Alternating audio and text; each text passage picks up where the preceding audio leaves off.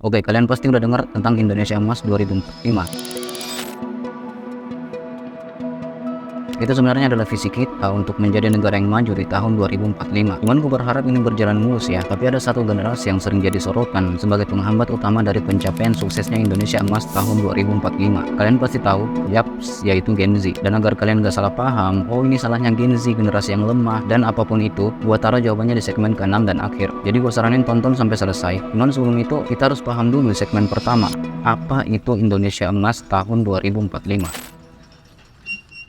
Jadi sebelum kita nyelam lebih dalam, penting banget buat ngerti dulu apa itu Indonesia Emas 2045. Ini adalah visi yang direncanakan pemerintah Indonesia untuk merayakan 100 tahun kemerdekaan kita dengan menjadikan Indonesia sebagai negara maju dan berpengaruh di dunia. Tujuannya meliputi pertumbuhan ekonomi yang pesat, kualitas hidup yang meningkat, dan inovasi yang memimpin di berbagai sektor. Bayangkan aja, kita akan jadi salah satu kekuatan ekonomi global. Ini adalah target besar yang butuh perencanaan matang dan kerja keras dari semua elemen masyarakat. Kalau kita lihat sekarang dari visi ini, bisa kita temukan pada proyek-proyek besar seperti pembangunan Ibu Kota Baru Nusantara. Proyek ini direncanakan untuk menjadi pusat pemerintahan dan ekonomi baru yang diharapkan dapat mendorong pemerataan pembangunan di seluruh Indonesia. Tapi untuk mewujudkan proyek besar ini, Indonesia tuh butuh generasi muda yang siap berinovasi dan berkontribusi secara maksimal. Nah, sekarang dari visi yang besar ini, mari kita lihat mengapa Gen Z sering disebut-sebut sebagai penghambat dalam pencapaian Indonesia Emas 2045 yang kita akan bahas di segmen kedua, generasi Z dan tantangan mereka.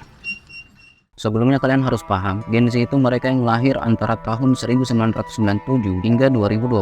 Dikenal sebagai generasi yang sangat terhubung dengan teknologi, mereka tumbuh di era internet, media sosial, dan smartphone. Sebagian besar dari mereka punya keahlian teknis yang canggih dan dapat beradaptasi dengan teknologi baru. Tapi meskipun mereka punya kelebihan ini, ada beberapa tantangan besar yang bisa menjadi penghambat tercapainya Indonesia Emas 2045. Dan kalau kita breakdown tantangan ini satu persatu, misalnya di sektor pendidikan, kita bisa lihat bagaimana perbedaan generasi ini dalam menyerap informasi. Studi dari Harvard Graduate School of Education memberikan salah satu kesimpulan bahwa generasi Z cenderung memiliki rentan perhatian yang lebih pendek dan lebih suka format pembelajaran yang interaktif dan visual. Ini tantangan besar karena kurikulum pendidikan di Indonesia masih banyak yang berbasis teori dan kurang adaptif terhadap kebutuhan generasi saat ini. Akibatnya, banyak dari mereka yang merasa tidak terhubung dengan sistem pendidikan saat ini, yang pada akhirnya bisa mempengaruhi kualitas tenaga kerja di masa depan. Nah, untuk memahami lebih dalam tentang tantangan ini, kita tuh harus mulai dengan melihat aspek penting dari keterampilan dan pendidikan yang dimiliki Gen Z ini, yang mana itu akan kita bahas di segmen ketiga, keterampilan dan pendidikan.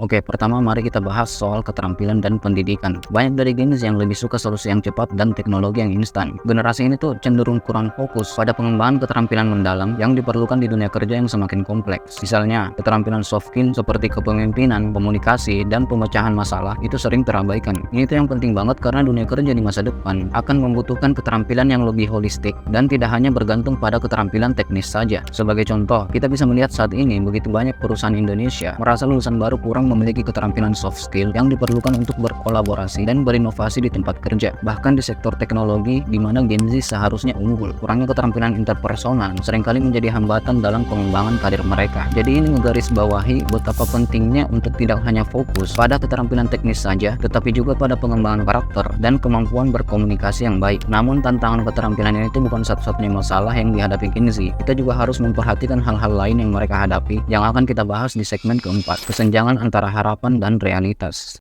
Kalau kalian Gen Z, kalian pasti akan sadar akan hal ini. Kalian tuh punya kesenjangan antara harapan dan realitanya hidup kalian. Yang kalau gue jelasin, setiap generasi itu memiliki pandangan yang berbeda tentang masa depan. Generasi Z mungkin memiliki pandangan yang sangat idealis dan optimis tentang dunia. Namun, realitas di lapangan seringkali tidak sesuai dengan harapan. Kalian mungkin menghadapi kenyataan yang lebih keras dan kompleks daripada yang kalian bayangkan. Dan harus siap untuk menghadapi tantangan tersebut dengan cara yang realistis dan praktis. Karena ada studi kasusnya bahwa banyak dari Gen Z yang merasa tertekan karena harapan yang terlalu tinggi dari orang tua dan masyarakat. Misalnya banyak yang mengharapkan karir yang langsung sukses dan stabil setelah lulus kuliah. Tetapi pada kenyataannya, mereka harus melalui berbagai tantangan seperti persaingan yang ketat dan kondisi ekonomi yang tidak menentu. Akibatnya, banyak yang mengalami quarter life crisis lebih awal, di mana mereka merasa bingung dan tidak yakin dengan arah hidup mereka. Ini menunjukkan betapa pentingnya ekspektasi yang realistis dan kesiapan mental dalam menghadapi dunia nyata. Dan ngomong-ngomong soal realitas, ada juga masalah kebiasaan konsumsi dan mentalitas yang mempengaruhi bagaimana Gen Z menghadapi tantangan-tantangan ini, yang mana akan kita bahas di segmen kelima, kebiasaan konsumsi dan mentalitas. Nah, di segmen ini, banyak dari Gen Z yang terbiasa dengan yang namanya instant gratification, mendapatkan kepuasan dan hasil dengan cepat. Kalau kita lihat karya Barry Schwartz dalam bukunya The Paradox of Choice, ini tuh menjelasin bahwa terlalu banyak pilihan dan kebutuhan untuk kepuasan cepat bisa menghambat pengembangan diri. Ketika segala sesuatu kalian bisa dapatkan dengan mudah, malah jadinya kalian tuh kadang kurang belajar untuk menghadapi proses dan kesulitan. Dan ini bisa menjadi masalah buat Gen Z ketika menghadapi tantangan besar dalam mencapai tujuan jangka panjang. Cuman yang paling kontradiktif, hal yang paling bertentangan dengan Gen Z terhadap visi besar Indonesia Emas 2045 itu ada di segmen berikutnya, kepemimpinan dan inisiatif.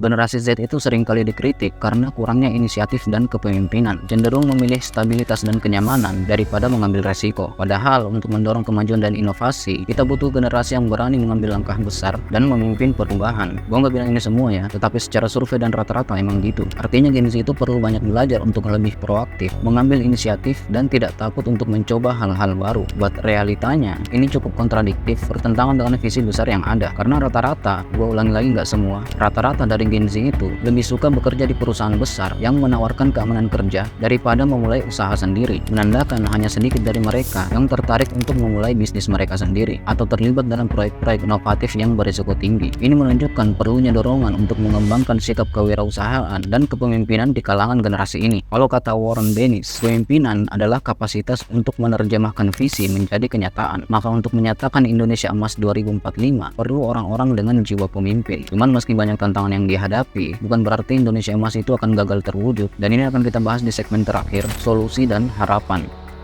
Sebenarnya itu bukan salah Gen Z-nya. Mengapa mereka banyak tantangan? Mengapa mereka cenderung memilih stabilitas dan kenyamanan? Karena faktornya Gen Z ini dengan generasi sebelumnya terletak di kemajuan zaman yang mana Gen Z ini sudah terlalu banyak terpapar informasi, paling freedom, paling bebas memilih informasi mana aja yang mereka anggap benar, mudah terinfluence dengan hal-hal baru yang membuat mereka punya banyak perspektif, jalan yang arahnya berbeda-beda, pengetahuan yang lebih luas, merasa paling benar ketimbang orang lain, dan masih banyak lagi. Meski banyak tantangan, bukan berarti semua harapan hilang. Gen Z juga memiliki potensi besar untuk memberikan dampak positif. Mereka memiliki akses ke teknologi terbaru, mampu beradaptasi dengan cepat, dan memiliki wawasan yang segar tentang dunia. Dengan pendekatan yang tepat dalam pendidikan, pengembangan keterampilan, dan mentalitas yang lebih fokus pada tujuan jangka panjang, mereka bisa jadi kekuatan pendorong utama menuju Indonesia Emas 2045. Dukungan dari pemerintah, institusi pendidikan, dan masyarakat juga sangat penting untuk membantu mereka mengatasi tantangan ini. Karena kalau menurut gue sendiri, yang terpenting itu bimbingan dan pendekatannya untuk ngarahin Gen Z-nya memilih jalan yang tepat. Selain itu, untuk mengatasi tantangan mentalitas instant gratification, penting bagi Gen Z belajar tentang pentingnya proses dan ketekunan. Salah satu pendekatan yang paling efektif adalah melalui program-program mentorship dan pelatihan soft skill yang difokuskan pada pengembangan karakter. Sebuah studi menunjukkan bahwa keterlibatan dalam program mentorship bisa membantu mengurangi resiko burnout dan meningkatkan kepuasan kerja di kalangan anak muda. Dengan membangun ketahanan mental dan kemampuan menghadapi tantangan, Gen Z bisa menjadi generasi yang tidak hanya cepat beradaptasi, tetapi juga kuat dalam menghadapi berbagai tekanan. Dan gak cuma itu, pemerintah dan institusi swasta juga perlu terus mengembangkan inisiatif yang melibatkan Gen Z dalam pengambilan keputusan yang strategis. Misalnya dalam proses penyusunan kebijakan di bidang teknologi dan pendidikan, Gen Z harus dilibatkan secara aktif. Hal ini sudah mulai diterapkan di beberapa negara maju, di mana anak muda diberi kesempatan untuk berpartisipasi dalam think tank pemerintah atau menjadi bagian dari tim inovasi di perusahaan-perusahaan besar. Di Indonesia, hal ini bisa dilakukan seperti memberikan platform bagi anak muda untuk berkontribusi dalam kebijakan publik. Dengan semua upaya ini, kita bisa melihat bahwa meskipun ada tantangan besar, Gen Z juga membawa harapan besar bagi masa depan Indonesia. Dengan bimbingan yang tepat, keterampilan yang dikembangkan dengan baik, dan mentalitas yang kuat, mereka bisa menjadi generasi yang memimpin Indonesia menuju Indonesia Emas 2045. Dan ingat, perubahan itu nggak bisa dilakukan sendirian, tetapi butuh kolaborasi dari semua pihak. Jadi mari kita dukung Gen Z untuk menjadi generasi emas yang akan membawa Indonesia menuju masa depan yang lebih cerah. Oke, see you next time, dan sampai jumpa di video berikutnya. Jangan lupa like dan subscribe video ini agar channel ini bisa lebih berkembang lagi untuk kedepannya.